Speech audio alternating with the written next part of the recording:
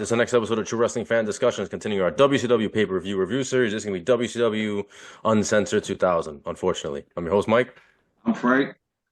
Where the hell are you? I, Live from an unknown location. Unknown location. Yeah, yeah. Okay. In between Well, places. well, I wish they would have thrown this pay-per-view in Yeah. between places because every time I say, "Can it get worse?" or "I can't get any worse," they manage to just say, "Hold my beer. Watch how bad we can make this Well, pay-per-view." Unfortunately, the thing and about go ahead. the thing about this is when Russo, remember, he got sent home. He gets Yeah. sent home for a few months. This is when he gets sent home. So I think Sullivan is in charge, and Yup. it's still a disaster. This is the month before they shut down for a week and Oh God. relinquished all titles, Right, right, right, which right. was a big mistake on their part. That was garbage. Yes, it was. And they promised everybody a bunch of new signees, Yeah. and they Remember, didn't deliver. and I think at this point Nash is the commissioner, but he's got amnesia or something. There's a lot of nonsense going on over here. Plus, remember Uncensored a year prior, Hmm. where the stipulation didn't even apply. Yeah. Well, guess what? 1 year later, same guys, same type of a stipulation that does not apply. Yeah. Let's run through this. Unfortunately, Tony Schiavone had to deal with Mark Madden during this, and I couldn't stand that guy. Mike today doing the commentary as well. 5,000 people in the crowd in Oh, Jesus Miami for Christ. this. It looked terrible. You could I hated that whole thing with the stars that they did. Yeah, You know, like you could see how empty the arena is. They have like just like it's bad. This American Airlines Center down in Miami could easily put 22,000 people in that, and they only had 5,000 for a pay-per-view that's supposed to be like Extreme Rules, Mhm. everything unsanctioned. And dude, if you look at the roster, if you give them the right gimmick, you've got talent here. You Well, just Goldberg, Goldberg is out at this Goldberg's point. he's He's out at this injured, right? point. Bret Hart Steiner, is out. Bret Hart's gone. Well, we don't know how bad Bret is injured, but yeah, he's out. Yeah, Um, Steiner was out. He shows up in ish. the pay-per-view, but DDP. yeah, it was just It's let's just go. oh yeah. Opening match for the cruiserweight title. It's the Artist. Like we haven't seen this before. Artist formerly known as Prince Okay. Iakea, Oh which my by the God. way, if you give him if you still call him Prince Iakea, the outfit, the look that he's got is not bad.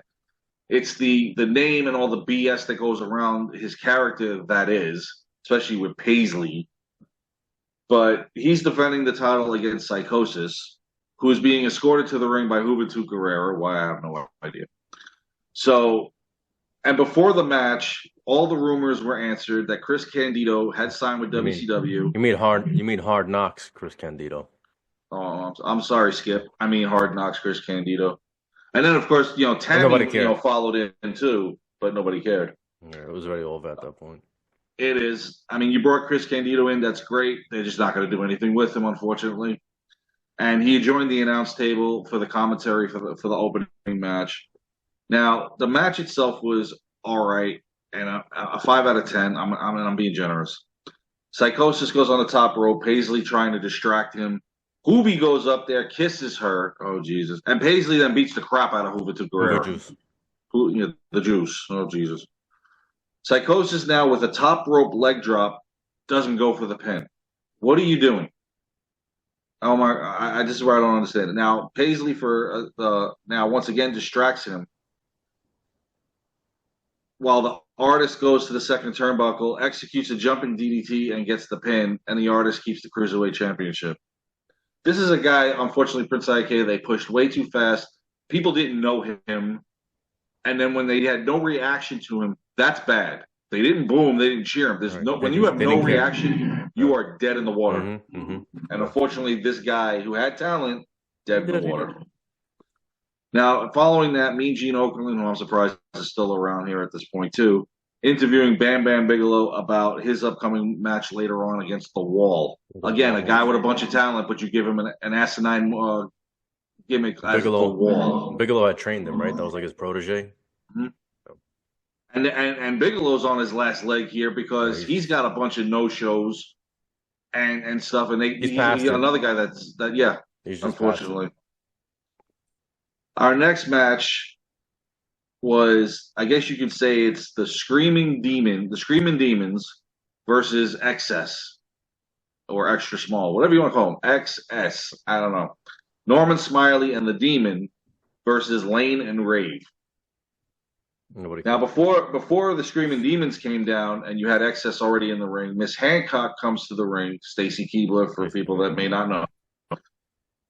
Lane grabbed the microphone and told her to leave because apparently they think that she's trying to get them so she can manage them. I don't know, but whatever. This match was one that, wow, this is not even good enough for Thunder. I'm sorry. Uh, Smiley applied a chicken wing, or the Norman Conquest as he calls it, on Lane, and he taps out. Screaming Demons get the victory. Yay! After the match, XS goes over to Miss Hancock. They blame her for the loss, which she had really nothing to do with it. And then they're taking her to the back. They were stopped by the Screaming Demons. Yay! Okay, we're moving on. Now in the back, Billy Kidman, Tori, and Booker T are all talking about their match. Booker doesn't know if he can trust Kidman as they are getting ready later on to face Harlem Heat 2000. 2000. And what do you say about the year 2000 when you put that in front of any new tag team? Or new, yeah. With the exception of the New Age Outlaws, I always gotta say that. But they were never gonna work. Right. But New Age Outlaws, that was just their name. Modern day. Right. There wasn't a previous New Age Outlaws, you know? No, thank God. Yeah.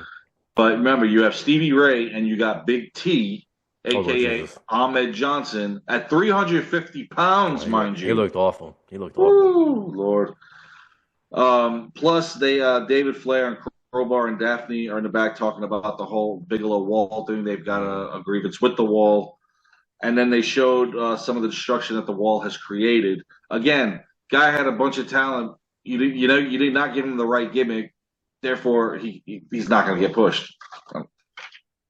And I really think at this point, Sullivan and Nash just threw shit up against the Wall to see if it stuck. Oh, the Wall. Yeah, that works for him. I don't care. Go. Just put him out there. I just want a paycheck. You start doing stuff like that and you're allowing it, man, you should have just closed up in 2000. They should have, yeah. Still goes on. They limp on for another year. Unfortunately. Well, this is the last Uncensored, thank you. Because even though they did a pay-per-view in March of 01, they started renaming all of them in 2001. And I think the last one they did was Greed, which would have been they replaced Uncensored. There was one that was Sin too, right? Sin was in January. That replaced, I guess, Sold Out. And then, but they did do Super Brawl. So, unfortunately, in any event, moving on to the next match, it was Bam Bam Bigelow versus the Wall. This was just a regular match, which again does not meet the criteria for Uncensored because this is supposed to be unsanctioned, Extreme Rules, all sorts of stuff. Now, they took the fight down to the aisle towards the electrical equipment. This is not going to end well. Wall chokeslammed Bigelow through a table with monitors on it, and that was a the sparks or whatever. Wall was disqualified. Bigelow got the victory. But he got his ass whipped. And this was only a 3-minute match. Oh, 3 minutes too long. Exactly. Now, after the match, David Flair and Crowbar came down and attacked the Wall from behind. Yeah, exactly. But Wall handled them both. Bigelow was put on a stretcher. Meanwhile, Crowbar and the Wall, all of a sudden, they're up on the 15 feet up on the scaffolding. And he choke slams Crowbar off the scaffolding through a stage. And now Crowbar and Bigelow are being loaded into the ambulance. Can't make this stuff up. Might have just next pay-per-view have literally an ambulance match. Right. Triple threat ambulance. I'm sorry. Triangle ambulance match. I don't know. Following that, Mean Gene Oakland interviewed Brian Knobbs. He was dedicating his upcoming match to Crowbar and Bam Bam Bigelow. Right. Yeah. Knobbs singles. Now, here we go.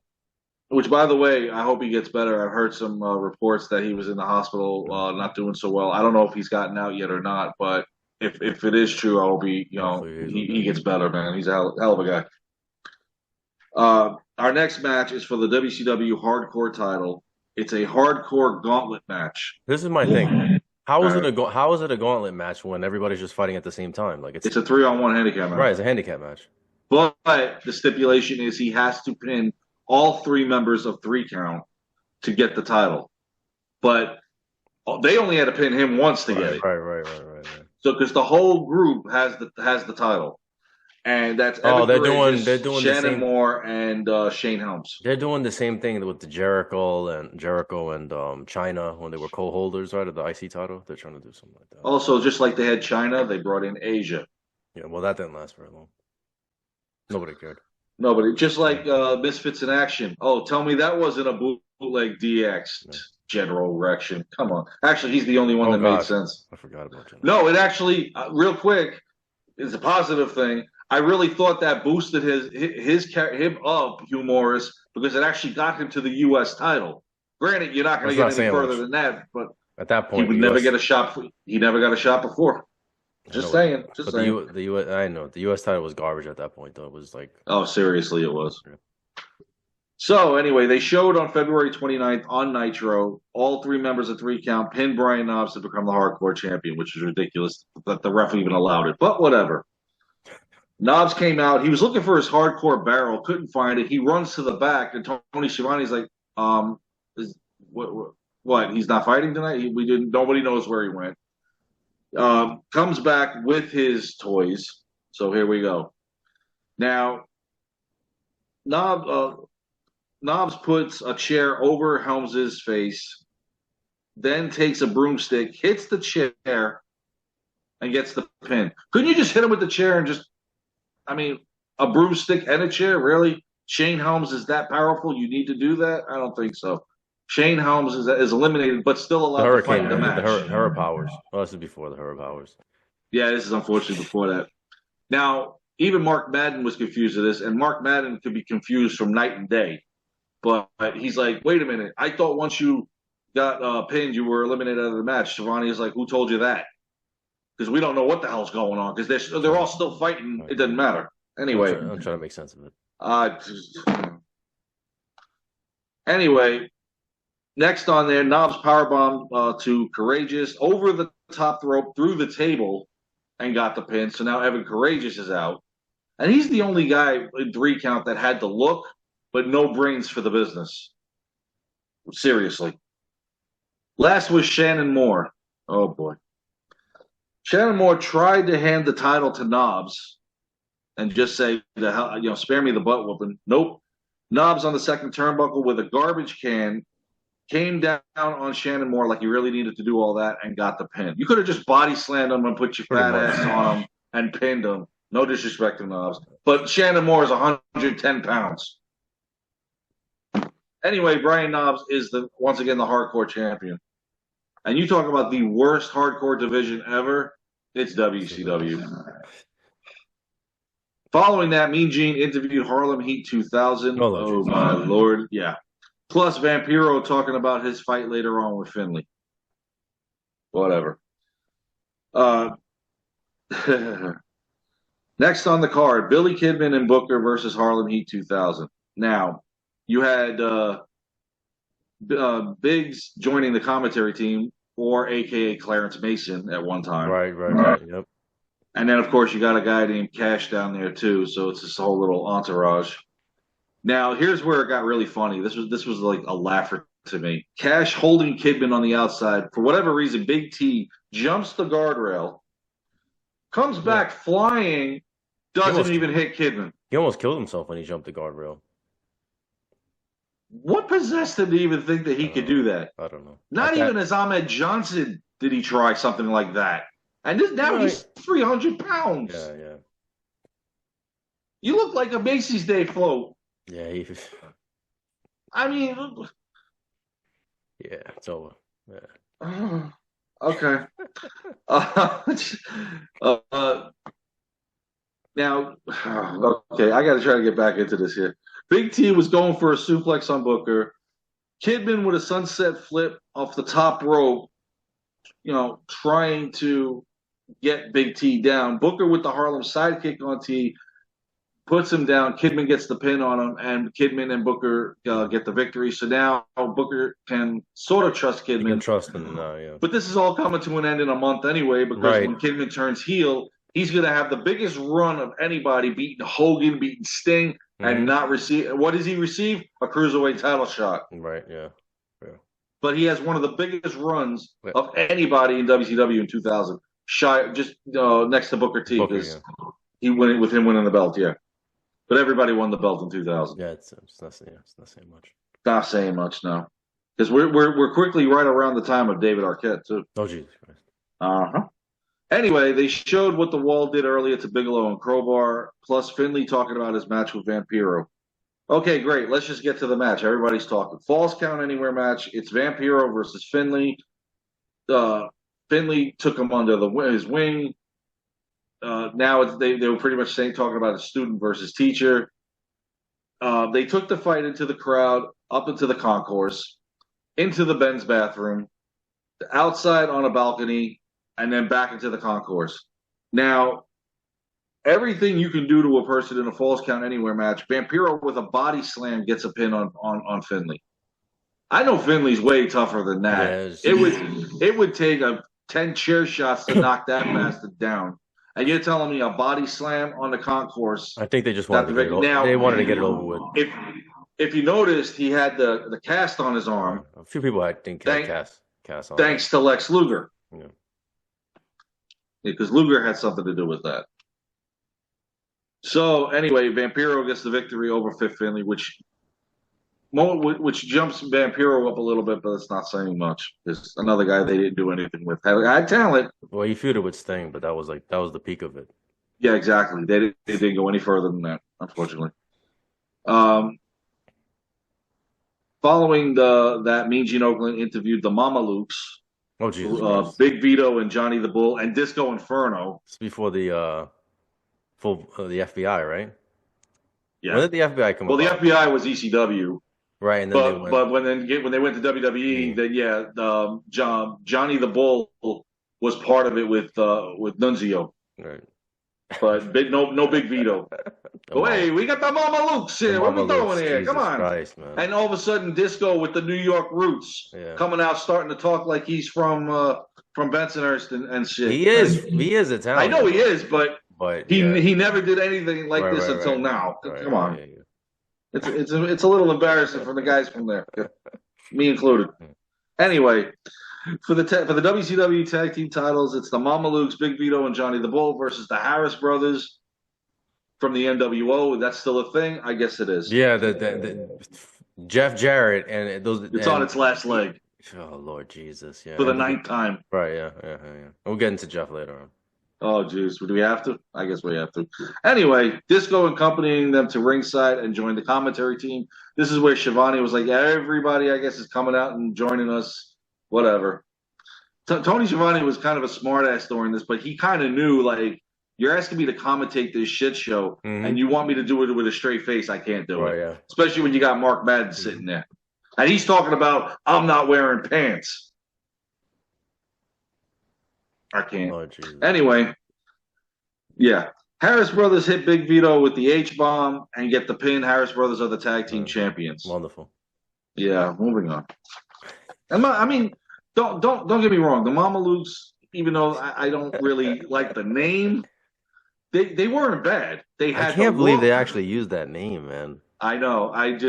When I first heard it, I was like, wow. And they're okay with this. Right. Anyway. Moving on. We're going to get a lot of people probably putting laughing emojis on this shit because this is what it is. Now, remember the whole night. They started the night with the limo. Mm-hmm. Who's inside it? We don't know. Yeah. Now, the limo door opens, and, of course, the camera goes somewhere else. Yeah, that's what WCW does.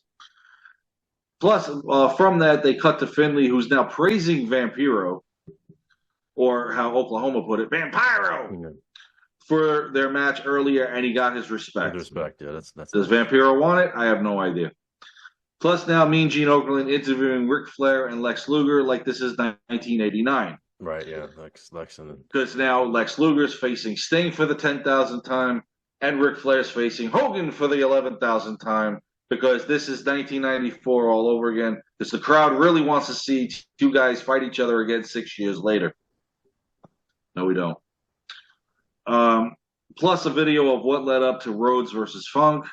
No, not Dusty. Thank Oh God. God. It was Dustin Rhodes. Oh God. Because you remember, he shit kicked the whole 7 gimmick. Yeah. He's like, I'm not doing this. I'm either Dustin or I'm out of here. Thank God they went back to Dustin. And of course, Terry Funk. I think it wasn't natural though. It wasn't a natural. No, it wasn't the natural, unfortunately. Couldn't figure out who the heel was in this because they were both acting like it. And then, of course, Mean Gene Okerlund interviewing Dustin Rhodes, who is just going to beat the holy hell out of Funk. The whole rivalry between the Funks and the Rhodeses goes back years. Funk's supposed to have been retired again, but he's not. So here we go. Bull rope match. Now, correct me if I'm wrong. A bull rope match pretty much means that you have to. It's like a strap match. Yeah. You have to touch all 4 corners. I believe so. Yeah.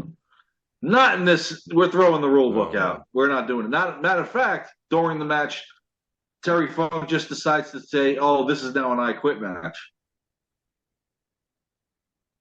Okay. Now, when Funk came out, he came out with a chicken on his hands. Yeah. Oh, Jesus. Terry tells Dustin, I have your baby brother here with me. And I'm thinking, Cody? That's what I thought. Right. No, there's someone in a chicken suit with an audio thing of, come on. Oh, my God. That was annoying. He comes to the ring. Dustin chases it down the aisle. Funk hits him with the chicken. Halfway through, Rhodes finally attaches the bull rope to his wrist because they hadn't even done that yet. The chicken comes back. Rhodes beats him down. Thank God. Funk grabs the mic, saying that he's changing, like I said earlier, changing the rules of it. He's now, an I Quit match. Funk got Dustin to say I quit, but the ref says no, that's not the type of match we've got here. So why did Dustin even say I quit? Dustin with a pile driver on Funk on the cowbell gets the pin. We're not touching corners apparently. Right. Yeah. Just pin them. That was it. After Dustin got on the mic and said, "You want to play I Quit?" I'll quote, "I'll send your ass back to Texas in a box." And then, Funk chases Dustin down the aisle. I don't know. Like I said, I don't know who the fan favorite or the heel in this one was. I don't think even the fans cared. It wasn't a bad beatdown. I'll give you that. No. Funk still had it. Yeah. But, Dustin Rhodes, he was on a warpath. And by the way, a total of 20 different segments between matches and interviews, way too much for this, by the way. I'm just going to throw that out there, too. Yeah, it was like that during that time. Now, Mean Gene interviewing Sid Vicious. Remember earlier in the night, Hogan and Vicious. Hogan asking him if you need me to, I got your back. Sid's like, no, brother, right. I'll do this. Because they were starting a feud before the reset, right? I think. Literally, just around that time, right. Where they started fighting each other on Nitro, and this is also around the time on Nitro that, sometime between March and May, Hogan teamed up with Kurt Hennig. A lot of people didn't know that one either. Forgot about that. Well, nobody's watching Nitro. Oh, so, and then plus they had a video of what led up to Sting and Luger. Like, we really needed to see. Here we go again. For another Sting Luger match. Our Monday Night Wars, we're about to get a Sting and Luger. I mean, come on. This is a lumberjack match. And out come the lumberjacks, all with casts on their arms, because this is everybody that Luger has broken their arm. Mm-hmm. Now, Luger grabs the mic. He's trying to apologize for breaking all the lumberjacks' arms. And then asks for his lumberjacks to come down. So now we got a whole other set of guys coming. Okay, if you haven't been amused by what we were talking about before, here we go. During the match, Tank Abbott comes down. He takes out Doug Dillinger, who's one of the lumberjacks, and then he just leaves. Okay, no problem. Took out the head of security in a match that doesn't need security. No problem. Now, the lumberjacks were fighting amongst each other. That's always going to happen. And they all left. Now, all of a sudden, it's become a one-on-one match. But Vampiro is the only one that stayed. Sting takes out Flair, who comes down. Oh, we haven't seen that before. Elizabeth hits Sting with the baseball bat. She's gotten feisty recently. the Lumberjacks now all realize, oh shit, the match is still going on. Everybody back to the ring. Let's go. Back to the ring. Luger puts Sting in a torture rack. Vampiro hits Luger with the baseball bat. Sting with the Scorpion Death Drop. He gets the pin. Sting beats Luger like we didn't see that one coming. Yeah, and Sting and Vampiro are like friends, but then they go in now. Yeah. Because of then the whole New Blood and the Billionaires Club nonsense, which was good for like an episode of Nitro. Following that, Mean Gene interviewed Tank Abbott about what he did. He's like, he don't give a shit. He said, if Dillinger's got a problem with it, either come find me or come find me. Either way, I don't care. Then a video of our next match, which was they changed the format, and I don't know how they did. This was the title match. Was supposed to be the main event. It happens to be the next match because they had to come get Sid for the WCW title. It's champion versus champion. WCW champion Sid Vicious putting the title on the line against United States champion Jeff Jarrett. Take it away. He broke 6,000 guitars and never drew a dime. And when Jeff Jarrett came out, you could hear a rat piss on cotton. And seriously, during this match, you could. This guy, man, like he was a mid-carder his whole career. Nobody cared. It's because Russo sold him the Brooklyn Bridge, saying that you're the chosen one. I'll make you champion if you come to WCW. And he did, and he did. And Russo loved him for whatever reason, and he's doing the slap nuts gimmick, which some people liked. I mean, it was funny. I liked it. It got played out after a while, but choke on that slap nuts, and then he hit. This guy was a mid carder, man. He had no business being in that position. JR told him in WWE, dude, you're not going to get the title shot because we do not see you as a heavyweight champion. The chosen one. Now, did I mind the title on him in WCW? No. I didn't mind because I wasn't watching. Yeah. At that point, it's like anybody could get the title. When he got the title, it was worthless. That title was worthless at that point. Pretty much. Unfortunately. Title that had so much lineage and history. Let's just get into the match because I could be here all day, just dumping on Double J. Hey, I'm still open for that episode. Sid took the fight to the crowd against Jarrett. This is just a straight up one-on-one match. No stipulations. The Harris brothers come down and attack Sid, and they bring him back to the ring. Jarrett accidentally hits Nick Patrick. It looked like it was on purpose, but. Right. You really can't tell. But then he drives his head into the turnbuckle, grabs the guitar, and hits Sid. Jarrett calling for a referee. Who do they get? Slick Johnson. Okay. Hogan comes down. Why is Hogan there? Because Sid's his buddy and he has the title that he wants. I get it, but it's like he's in the main event. There's no reason. This is an ongoing theme with Hogan and WCW where he has to just come out. Yeah. Especially right before his match. Right. He attacks Jarrett and the Harris brothers. Hogan drops the leg, and then drops the legs on Jarrett. Excuse me. Drags Sid over. Sid gets the count. Sid Vicious beats Jarrett. Sid really needed the help against Jarrett. Come on. No, the outside stuff. Now afterwards, Scott Steiner hits Hogan with the guitar and then tosses the referee out. Sid comes back to Hogan's aid, but it's too late. They're speculating that Scott Steiner was the one that came out of the limo. Right, but why did Scott Steiner come out so late? I don't know.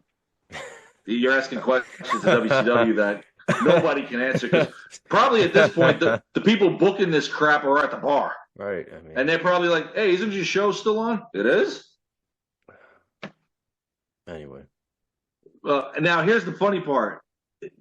The match starts. Ric Flair comes right out. We've got no introductions. Nothing. Our next match is a Yapapi.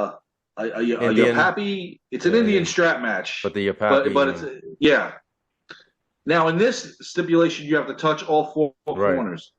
Now, okay, flashback to a year ago.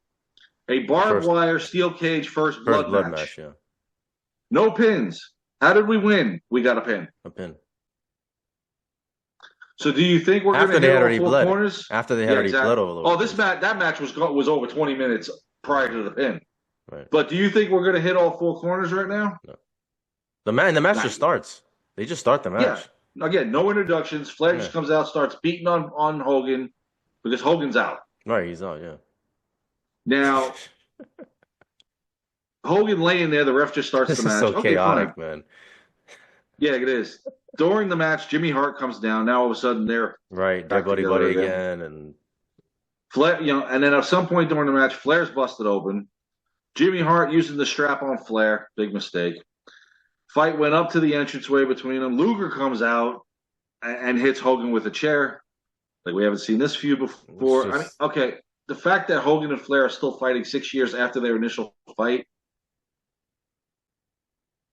Okay, the passion between the two of them is still there, but at this point, it's just the fans don't care anymore. it's like Rich brought this up in the group. He said, we wanted to see that in WWF in 1992. So once WCW got a hold of both of them, he says, "Well, we'll just do this all the time." Exactly. Yeah. And the only time WWE ever did this where they threw two guys a lot against each other was Cena and Orton. At one point, Oh yeah, that was one of the final times, it was just like I'm tired of enough. seeing That's these two just enough. fight. Yeah. And Hogan and Flair in 2000 should not be main eventing And the you got a pay-per-view Luger, and against then you each got other. Luger in there. It's the same guys. It's just Same shit from when Hogan got there and when Luger got there. It's the right. same four guys fighting Yeah. each other. Yeah. Thank God you don't have Savage there anymore. Right, yeah. Now, Flair gets busted open during the match. Like I said earlier, Flair hit Hogan with a taped object and went for the pin. Why, I have no idea because this is a four-corner strap match. Hogan kicks out and hulks up. Go figure. Really? And, of course, Hogan's bleeding, too. Hogan with the big boot. Luger comes in he got a big boot. Hogan drops the leg on Flair, gets the pin, mind you, and then gets up and hit. Just remember, he at least hit the first three turnbuckles. Right. Then he drops the leg on Flair, and by the way, it's the fourth turnbuckle. Match already over. Hogan beats Flair. Really? I didn't see that coming. Hogan went over on Flair a lot, didn't he? I think honestly, Flair only beat twice, Hogan right? Legitimately. He beat him twice. Once, honest, he pinned him. But I think I think they had like 20 fights. It was something crazy. Hogan beat him 18 times. It was ridiculous. And at this point, it's like. This is where Flair had said, at this point, I'm waiting for a crane to come through and just knock this bastard down. He goes, I'm waiting for it to end. He goes, I'm praying for it. So that's how bad it was getting, and nobody was trying to fix this. Well, they were. It's just that you couldn't. You couldn't at that point. It was already because the Titanic was already down. It was already, yeah. They already hit the iceberg. It was over. Oh, it hit the iceberg a long time ago. And you still got a year of this garbage left too. The what? You still have a year left of this garbage because we're only in 2000. Yeah. No, yeah, because they get through the first 3 months of 2001, and by that point, Bischoff's trying to buy the company. Yeah, it's just. Oh yeah, you could get it. You can buy the company, but you're not going to get the TV time. Well. And by that point, Vince gave him $20 and said, "They said it's yours." Take it, yeah. All right. Well, that's our review. I hate to belittle it so much. No, it's considering the guys that are on this card still, the older guys still have it, and there's a lot of young talent on here that is really good. It's just they're going in the wrong direction and they're giving the worst gimmicks. Why? Because Kevin Nash doesn't give a shit. He's getting paid $500,000 a year. He wasn't booking at this point though. He can't. But when he was, he even said, "But does it really have to make sense?" Yes. Yeah, there's so many people to blame. How on Nitro they're pulling in a 2.8 rating is beyond me. Oh, I know. Mind you, the other guys at this point are pulling in a 6.6. Mm-hmm. But how are you getting a 2.8 with this nonsense? Oh. I hate to just crap on it, but when that's all you're showing me, what do you want me to do? I can't back this. I really can't. Oh, it only gets worse. All right. Well, thanks for telling me that. Well, I already knew it. Well, that's our review. Please like, comment, share, subscribe. See you guys soon. Take care.